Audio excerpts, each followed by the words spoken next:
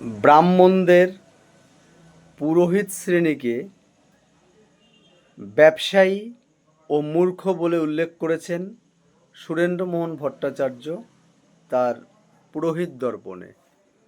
জয় হরিচাঁদ, জয় গুরুচাঁদ। মানবতার জয় হোক।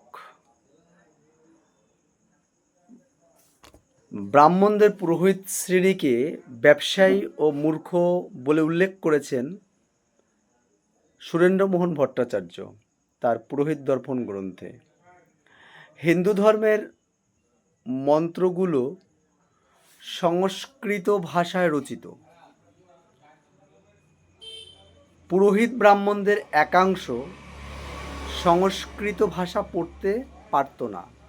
তারা পড়েছিল মহাবিপদে, কারণ উচ্চারণ হয় না, পড়তে পারে না বাংলা। তারা ভুল মন্ত্র উচ্চারণ করছিলেন।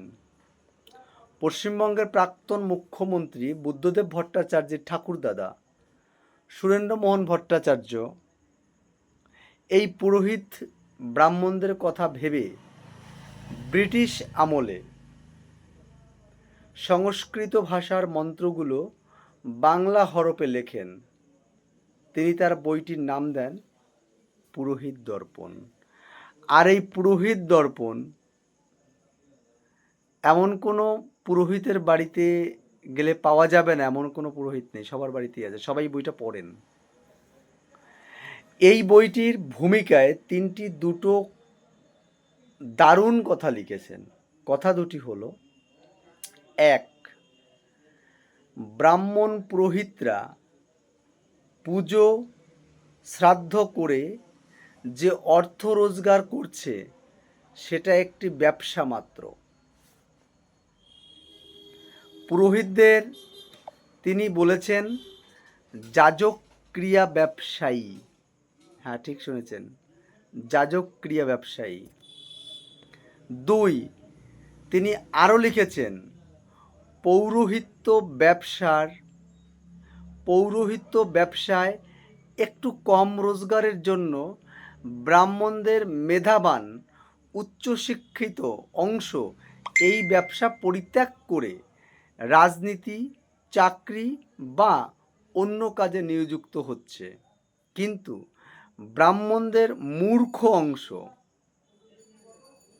ঠিক শুনেছেন, ব্রাহ্মণদের মূর্খ অংশ উচ্চশিক্ষা লাভ করতে ব্যর্থ। কারা? মূর্খরা, ব্যর্থ। তারা এই যাজক ক্রিয়া ব্যবসায়ী হচ্ছে। বুঝতেই পারছেন। ঘটনা হলো, হিন্দু সমাজে সাধারণ মানুষ মনে করে পুজো শ্রাদ্ধ করাটা ব্রাহ্মণের ধর্ম, বা এটাই হিন্দু সমাজের ধর্ম। পুরোহিত দর্পণ গ্রন্থের লেখক বলেছেন এটা ধর্ম নয়, এটা ব্যবসা। তিনি এখানে থেমে থাকেননি, তিনি আরও লিখেছেন ব্রাহ্মণদের মধ্যে যারা মূর্খ তারাই হচ্ছে পুরোহিত। তাহলে দাঁড়ালো, হিন্দু সমাজ এই মূর্খ ব্রাহ্মণের দ্বারা পৌরোহিত্য কাজ করছেন। এই হলো সুরেন্দ্রমোহন ভট্টাচার্যের মন্তব্য। সাধারণ মানুষের মধ্যে এই বইটির ভূমিকা অংশ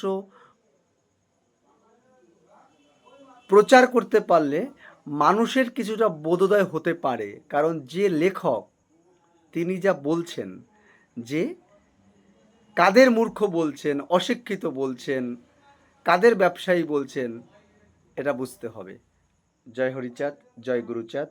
আমি জয় মিত্র বলছি। আমি যদি কোনো কিছু ভুল বলে থাকি আমাকে ক্ষমা করবেন। দিলীপ গাইনের এই খুব সুন্দর বক্তব্যটিকে আমি তুলে ধরলাম। জয় হরিচাঁদ, জয় গুরুচাঁদ।